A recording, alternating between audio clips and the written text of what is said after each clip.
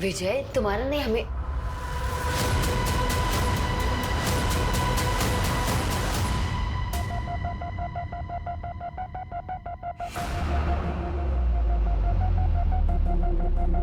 नंदा, कब तक हम विजय से ऐसे ही चुप चुप के मिलते रहेंगे? तुम चलो, हम कहीं भाग चलते हैं। तुम पागल हो गए हो क्या? मैं ऐसा भाग नहीं सकती। जैसा चल रहा है ना वैसे चलने दो। इसका मतलब विजय जब तक तुम्हारी जिंदगी में, तुम शादी नहीं करोगी।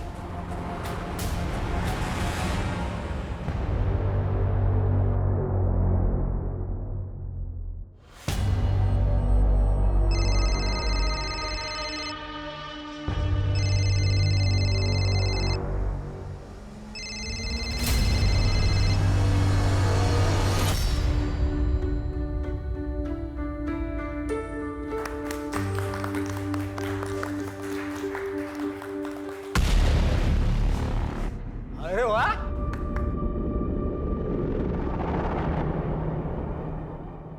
तो बड़ी खूबसूरत लग रही हो। और ये मनीष, बे पता है जा रहा हूं, लेकिन तू शादी भले ही इससे कर रही है, सुहागरात तो नहीं मनाऊंगा ना।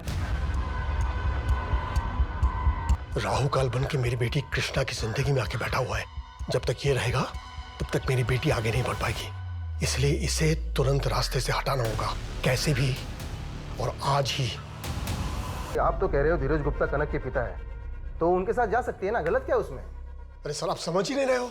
मेरी नातिन कल रात से गायब है और उस धीरज ने कुछ गड़बड़ किया है। एक नंबर का कमीना है वो, आप पकड़िए उसे।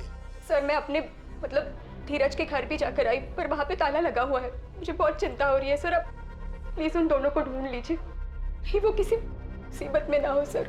प्लीज सर, प्लीज उन्हें ढूंढ लीजिए। सर, वो मेडिकल शॉप जिसकी रिसीट मिली थी वो पिछले कुछ दिनों से बंद है। उसका ओनर गायब है, हम उसे ट्रैक कर रहे हैं। और शेट्टी, उसके बारे में कुछ मिला? सर, उसका सीडीआर और कॉल लोकेशन सब क्लीन है। विजय के मर्डर वाले दिन वो अपने घर पे ही था। जोशी, अगर शेट्टी को ये काम करना ही होता तो अपने हाथ गंदे क्यों करेगा? हो सकता है इस काम के लिए उसने सुपारी दी हो।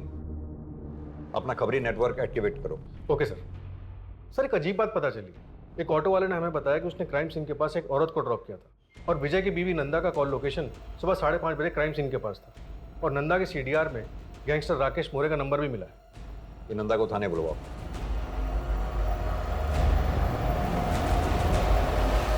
सर, वो जो कैब में सिम कार्ड मिला था वो किसी बंटी सिंह के नाम पे रजिस्टर्ड है, शिवाजी नगर का एड्रेस।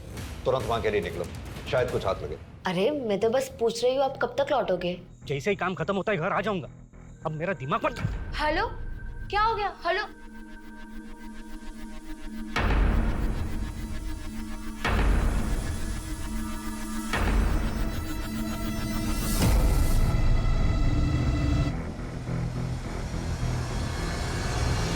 समझ नहीं आ रहा था मैं क्या करूं। मैंने घर जाके राकेश का भी इंतजार किया, पर वो नहीं आया। कहानियां गढ़नी बंद करो नंदा। राकेश के साथ मिलकर तुमने ये कांड किया है, बाकी लोगों को क्यों मारा? साहब, मेरा विश्वास करो, मैंने ऐसा कुछ नहीं किया है। मैं बस ये चाहती थी कि राकेश और मेरी सच्चाई किसी के सामने ना आए। तुम ये बात अच्छी तरह से जानती थी ना कि राकेश विजय को मारना चाहता था? नहीं साहब, मुझे नहीं पता था, मैं सच कह रही हूँ। ठीक है, अभी तुम जा सकती हो। अपना एक कांस्टेबल को बोलो इस पे निगरानी रखे और राकेश को उठवाओ। Right sir.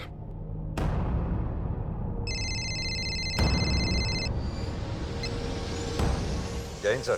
केस का क्या स्टेटस है सिंह? सर, ये विजय कच्ची दारू स्मगल करता था। हम स्मगलिंग का एंगल भी इन्वेस्टिगेट। नहीं, मुझे नहीं लगता कि विजय की वजह से इतने मर्डर हुए होंगे। तुम बाकी विक्टिम्स पे ध्यान दो। हाँ सर, बाकी एंगल भी स्टडी कर रहे हैं हम सर। और वो स्मगलिंग वाले एंगल में ज्यादा घुसने की जरूरत नहीं है, वहाँ कुछ नहीं मिलेगा तुम्हें। ओके सर, जय हिंद सर।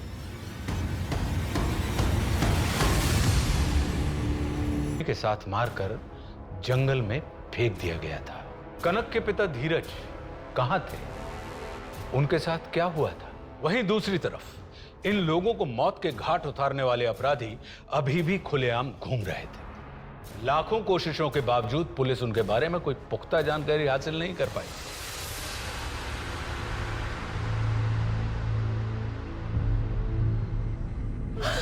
कनक, बच्ची उठो ना मेरी बेटी, क्या हो गया तुझे?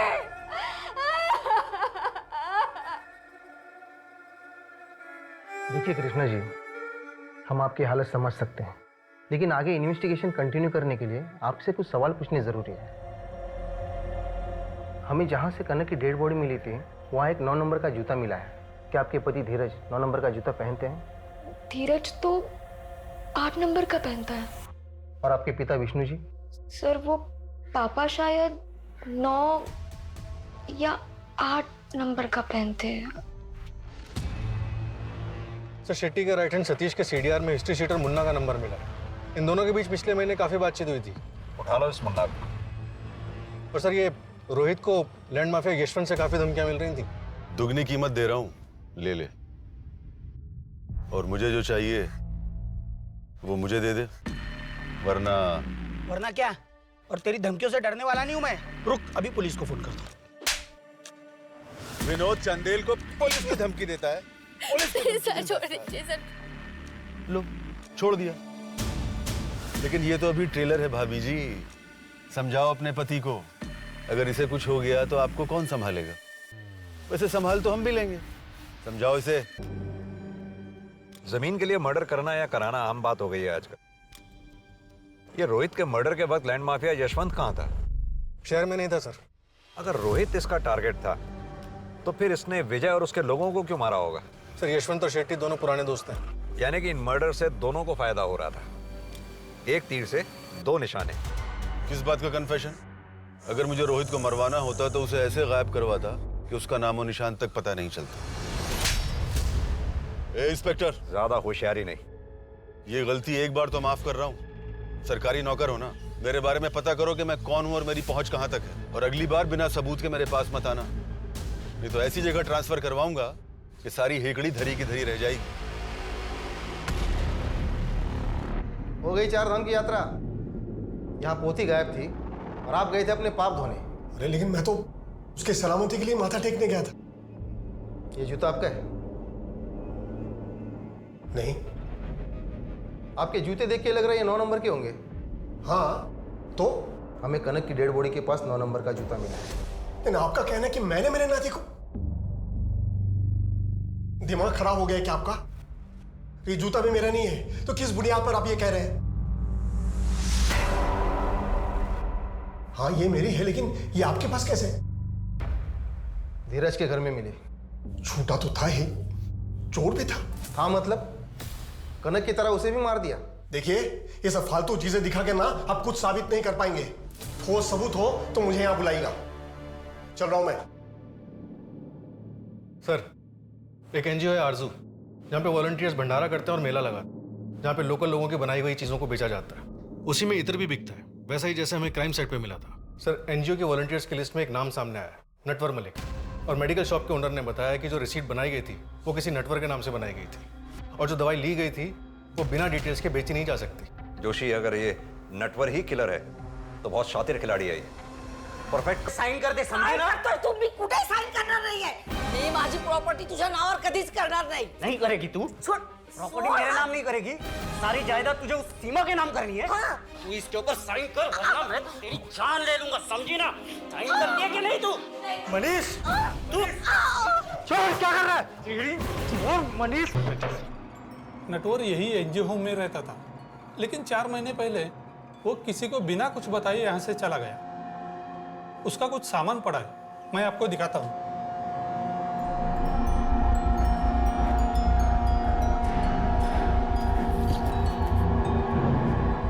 उससे कोई मिलने भी आता जाता था यहाँ? उसका एक दोस्त था, वो भी कभी कभी यहाँ वॉलंटियरिंग करने आता था और दोनों साथ में ही रहते थे। उसके दोस्त की या उसकी कोई फोटोग्राफ या डिटेल होगी आपके पास? ऐसे वॉलंटियर्स की कोई डिटेल्स हम नहीं रखते। एक बात बताइए, आपके एनजीओ के स्टॉल पे जो इत्र बिकता है कौन बनाता है उसको? एक बूढ़ी औरत है, यही पास वाले गांव में रहते हैं। नटवर का दोस्त रॉय वही उनसे इत्र लेकर बेचता था। नटवर बहुत ही सीधा साधा आदमी है, वो यहाँ बस सिर्फ सेवा करने आता था और बस अपने काम से काम रखता था। गरीबों को खाना खिलाकर बहुत अच्छा लगता है, उनकी मदद करता हूं तो सुकून मिलता है। एक नया दोस्त बना है, मेरे जैसा ही है, शायद एक नए रिश्ते की शुरुआत है। मिलकर दूसरों की मदद करेंगे। लोअर मिडिल क्लास का लड़का लगता है जिसके जनरल इश्यूज हैं, सोसाइटी की मदद करना, कम्युनिटी को खाना खिलाना। ऐसा लड़का किसी के मर्डर क्यों करेगा? सर लेकिन इसकी डायरी हैंडराइटिंग एक्सपर्ट से एनालाइज कराने के बाद ये समझ में आता है कि इस आदमी का हाथ कांपता है। ठीक वैसे ही जैसे कुछ मर्डर। जोशी, अभी जो नाम तुमने लिए उन नामों पर जरा गौर करो। Natwar, Bunty, lucky, Roy, mister A, ये जितने भी नाम हैं सभी फेमस फिल्म्स के फेमस किरदारों के जो कॉनमैन थे, यानी कि ठग। हम अभी तक सुरागों में ही उलझे रहे। वो गाड़ी से मिलने वाला SIM card, ID proof, medical receipt, हमें उनसे कुछ भी हासिल होने वाला नहीं था क्योंकि ये हमारे साथ खेल खेल रहा था। सर हमारे पास इन झूठे नामों के अलावा फिलहाल कुछ भी नहीं। एक बेनाम और बेशक्ल आदमी को ढूंढना बहुत मुश्किल है। हेलो। अरे सर, आप जितना टाइम मुझे देते हैं ना उतना टाइम अपनी बीवी को देंगे ना तो आपकी पूजा करने लगेगी वो। कौन बोल रहा है? नटवर, लकी, रिकी, क्या मेरा असली नाम जानना चाहते हैं? कौन हो तुम? कहाँ हो इस वक्त? सर मैं जा रहा हूँ आपका शहर छोड़ के, भूल जाइए मुझे। किसके कहने पे तुमने ये सब मर्डर्स किए? मेन टारगेट कौन था तुम्हारा? नटवर, बंटी, लकी, तुम जो कोई भी हो, कोई तो वजह होगी तुम्हारे पास मुझे कॉल करने की। अरे वजह आप हो सर, वैसे आप गलत जगह ढूंढ रहे हैं। मर्डर की वजह घर के बगल में है। हेलो, घर के बगल में मतलब? सर मैं नंबर ट्रैकिंग पे डालता हूँ और जितने भी सस्पेक्ट्स हैं सबके नेबरहुड में देखता हूँ। कुछ नहीं हासिल होने वाला उससे। ये सिर्फ हमें गुमराह कर रहा है, खेल रहा है हमारे साथ। जोशी, इन नामों का सहारा लेकर अभी तक जितने भी क्राइम हुए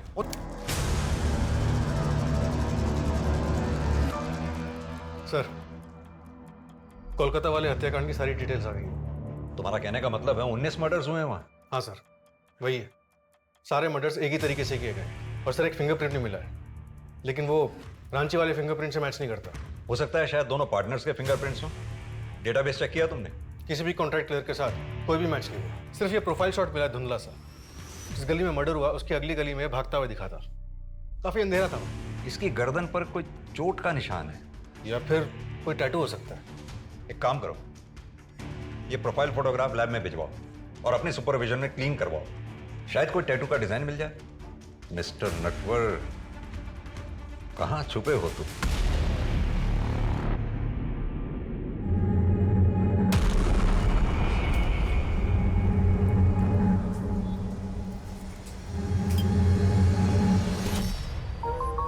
कॉफी आ गई है। आ रही हूँ। पंकज, कल चले अंगूठी देखने के लिए? ठीक है, चलते हैं। पंकज, अगर तुम अपने पास्ट को अभी तक नहीं भूले हो तो कोई बात नहीं, हम थोड़ा और टाइम ले सकते हैं। ऐसा नहीं है तन्वी, बस काव्या की याद आ गई थी। वो मेरा अतीत थी, अब तो मेरी आज हो।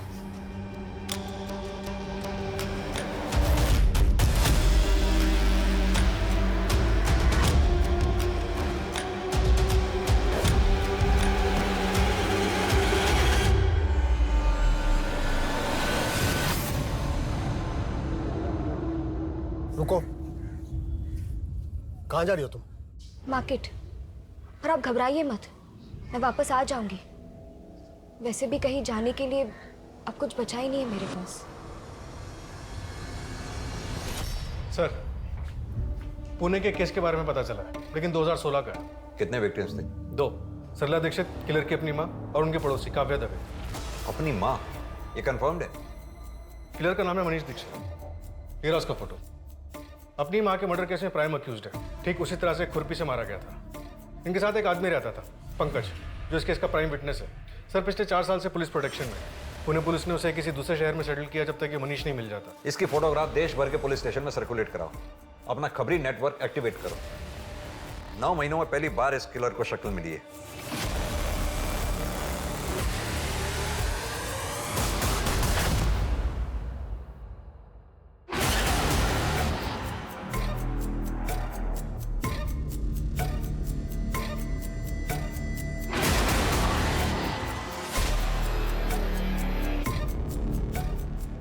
सर, मनीष को भोपाल में देखा गया है। वहाँ के एक चाय वाले ने भोपाल पुलिस को इन्फॉर्म किया। तुरंत एक टीम रेडी करो, भोपाल पुलिस को बैकअप रिक्वेस्ट के लिए बोलो। ये मनीष का, रोहित या विजय, इनमें से किसी से कनेक्शन मिला कुछ? नहीं सर, कोई कनेक्शन नहीं मिला। मुझे कुछ तो मिसिंग लग रहा है।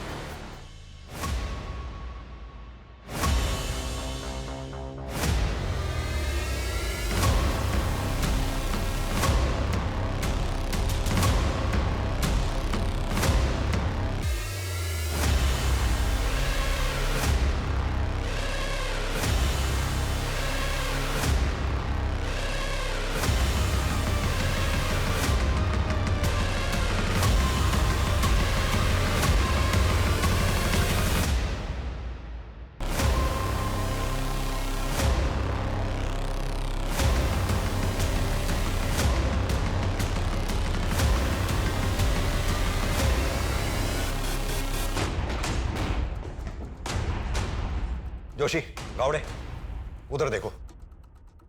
तुम मेरे पीछे आओ। तन्वी, ठीक तो हो तुम? देखो जरा, कहाँ है जोशी?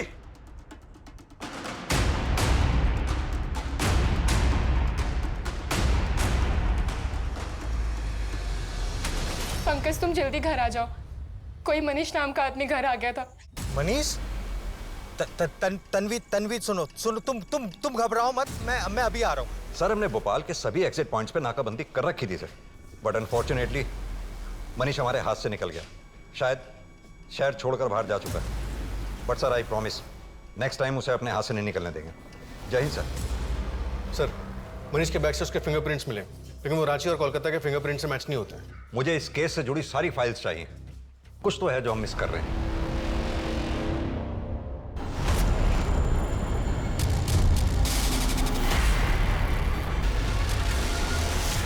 अरे गावड़े, मुंबई की फाइल नहीं, लखनऊ की फाइल चाहिए भाई। कहां हो तुम?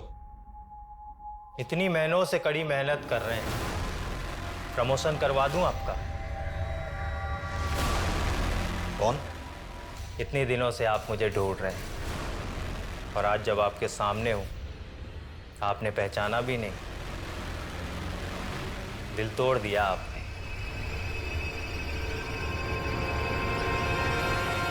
की डायरी हैंडराइटिंग एक्सपर्ट से एनालाइज कराने के बाद ये समझ में आता है कि इस आदमी का हाथ कांपता है।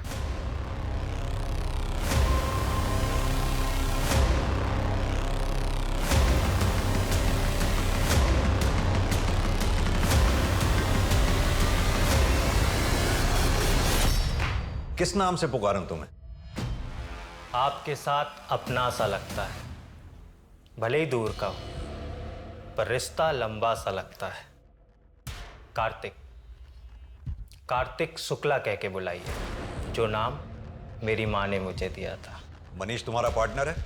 मेरा पार्टनर तो कोई और है। मनीष तो मुझसे बदला लेने आया था। बदला? अपनी माँ का बदला लेने? काफी स्मार्ट हैं आप। बकवास बंद कर और सीधी तरह से ये बता कि तेरा साथी कौन है और कहाँ है। फिलहाल तो तन्वी के घर के पीछे जो गली है, मकान नंबर 4, वहां पे मिलेगा वो। क्या नाम है उसका? कौन है वो? इस बार बहुत बड़ा हाथ मारा है ना तूने। तन्वी नाम है ना उसका?